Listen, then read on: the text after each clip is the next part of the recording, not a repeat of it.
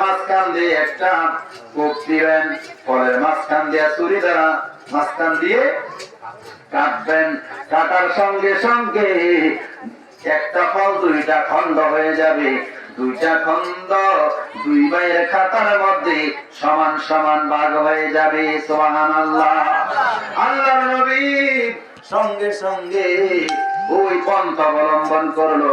ফলটা যখন মাঝখান দিয়ে কাটলো, ওই একটা ফল দুইটা ভাগ হয়ে দুই ভাইয়ের খাতার মধ্যে সমান সমান যখন পড়ে গেল, আল্লাহর নবী কয়, ও আমার নাতি শোনো, তোমাদের দুই ভাই সমান সমান। সুবহানাল্লাহ। দুই ভাই খুশি না রাজা? আর কি কেউ বেজার হইছে? নবী কেমন ভালোবাসে হাসান হোসেনকে, সেই ইমাম হোসেন রাদিয়াল্লাহু তাআলার নামে আমার মহান মুর্শিদ কেবলা যে সংগঠন প্রতিষ্ঠা করেছে, এই সংগঠনের আমি একজন সদস্য।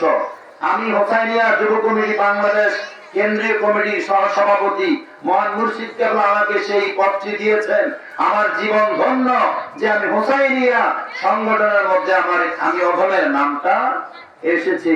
হয়তো আল্লাহর কাছে আমরা উসিলা করবো, আল্লাহ এলেম নাই, আমল নাই, কোনো কিছু নাই, তোমার দয়াল নবীর নাতি ইমাম হোসাইনের নামে যে সংগঠন আমার মুর্শিদ কেবলা উপহার দিয়েছেন, এই সংগঠনের সদস্য হয়েছি, এই উসিলায় আমারে মাফ করে দাও।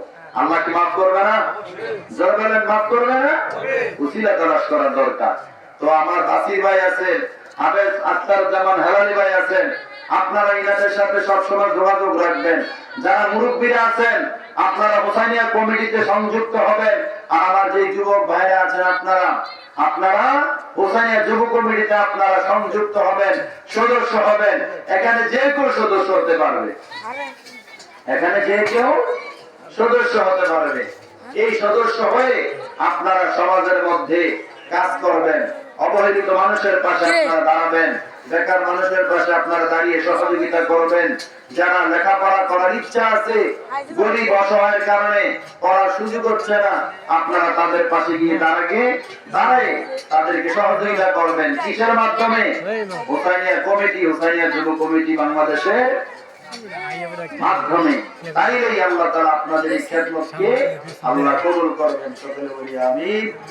বিশেষ করে আগামী ফেব্রুয়ারি আজকে আগামী দিন 1 তারিখ, আজকে হলো 31 তারিখ, তো ফেব্রুয়ারি 27 তারিখ রাজাপুরা দরবার শরীফের বার্ষিক 60তম উরুস শরীফ।